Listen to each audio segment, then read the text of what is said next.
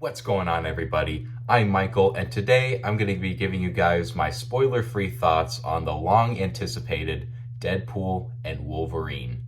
It is the third installment in the Deadpool franchise as we follow Wade Wilson living a secluded life as a car salesman, up until one day he's visited by the TVA and recruited for a special mission. Eventually, he's teamed up with an even more reluctant Wolverine, once again played by Hugh Jackman. That's all I'm going to say in regards to the plot. Ever since this movie was first announced in September 2022, there has been a lot of anticipation for it, and honestly, I can't really blame everybody that's been hyping this up. You have Ryan Reynolds coming back to his iconic role as Deadpool, and he even got Hugh Jackman coming back as Wolverine. Something I never thought was going to happen, because ever since the release of Logan in 2017, he's been very vocal about retiring as the character of Logan/Wolverine. So when this announcement happened, it just came as a surprise and even a bit of delight too, because that was kind of a bit of a missed opportunity during his time as Wolverine. He never really had a proper interaction with Deadpool. I mean, the closest thing we had was X-Men Origins Wolverine, but we all know how that went. So having another chance with these two characters properly interacting with each other was really exciting. Because of the state of the MCU, some were even claiming that Deadpool and Wolverine was going to save the entire MCU, like this movie was going to completely erase all the mediocrity that was before this movie and even afterwards.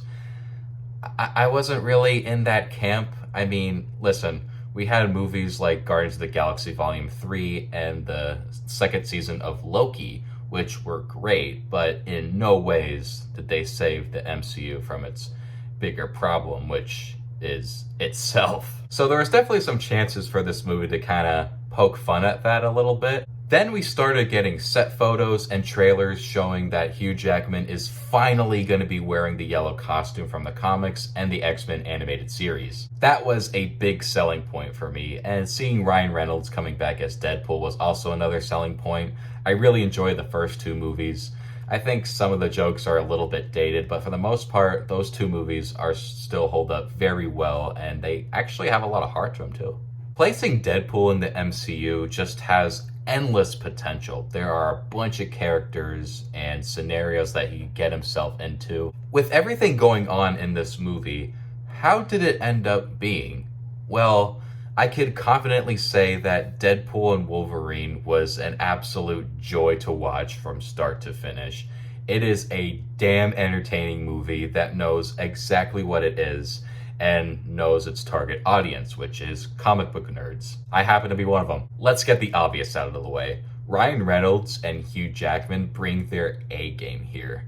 Their chemistry is just as awesome as you expect them to be. They butt heads throughout the movie, and it kind of reminded me of a buddy cop movie. You have Deadpool being this annoying smartass, while you have Wolverine being all serious and just not wanting to deal with his crap, which is just so much fun to watch. It leads to some really funny moments and other moments where I was just up in the air, just like cheering, and I don't have any shame in saying that. This movie embraces the fact that it's in the MCU, and it even pays tribute to the other X-Men movies that came before it. Something I wasn't really expecting either was that the MCU is able to poke fun at itself and some of its recent failures, which I thought was just kind of delightful, especially seeing how everything has been playing out. If somehow you had any worries that this movie would tone down Deadpool, leave those to rest, because this movie is just as violent, as crude, as crass, and bizarre as the previous two movies, and it even packs a little bit of an emotional punch as well towards the middle. I got kind of choked up a little bit, not just because of some of the nostalgia references, but some of those even serve a purpose in the story as well, which is very appreciated. Marvel has done a really good job keeping some of the biggest surprises a secret, and some of those big reveals had my jaw drop to the floor. Like, I'm talking like characters and just some other plot points. I was just flabbergasted to finally see on screen. One of those just made me genuinely happy. Like, finally, it's about time. But once you see the movie, I think you'll know what I'm talking about. Once again, the action's very good. It's got a very entertaining opening sequence, And I may even go as far as to say that Sean Levy cooked during these action sequences. And if I were still on Twitter, I may get some flack for that. So, in terms of the story, it can be a bit of a mess and disjointed, along with some jokes that don't really land, kind of had eye rolls a little bit. But in terms of a comic book movie and a Deadpool movie, this movie gave me everything I was hoping for, along with some extra stuff. To sum it all up, Deadpool and Wolverine is the movie I've wanted ever since the first one.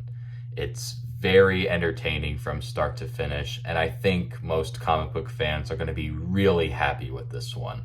I'll be giving Deadpool and Wolverine an A-. Well guys, those are my spoiler-free thoughts on Deadpool and Wolverine. Let me know what you thought of the movie in the comments below. Be sure to leave a like, and don't forget to subscribe to the channel. I'll be having a spoiler discussion here in the next coming days. So, with all that said and done, I'll see you all next time.